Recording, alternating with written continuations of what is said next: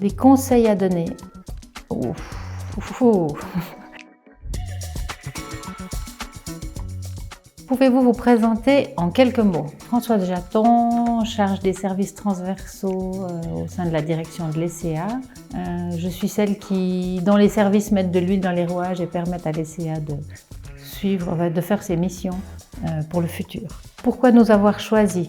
Par référence, par sentiment aussi qu'on serait entendu, pas empiété, si je peux dire ça comme ça, qu'on allait bien pouvoir collaborer ensemble.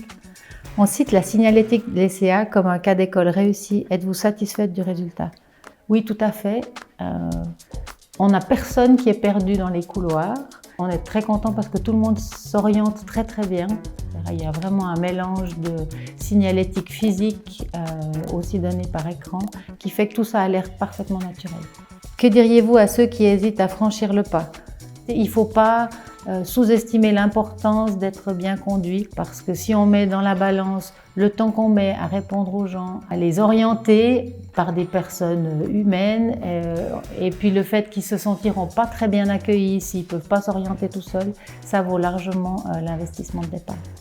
À peine installé dans vos nouveaux murs, vous avez procédé à une grande opération de onboarding. Une coïncidence?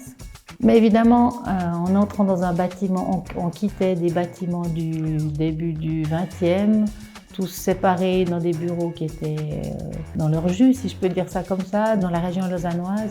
Et puis en entrant dans un bâtiment très lumineux, très ouvert, très moderne de son apparence par rapport à ce qu'on avait avant, on disait quelque chose de nous.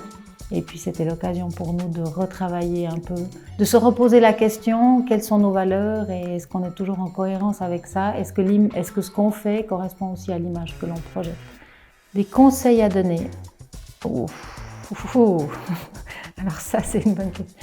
C'est vraiment quelque chose que j'ai découvert avec Moser, c'est que la signalétique, ça ne s'improvise pas. Ça s'intègre dans la planification du bâtiment assez tôt, parce qu'on peut complètement se louper, et puis quand on arrive pour la première fois dans un nouveau bâtiment, l'effet peut être magnifique en termes d'esthétique, mais si on n'arrive pas à s'orienter, c'est un peu ce qu'on va retenir. Clap de fin, un mot ou un geste. Merci.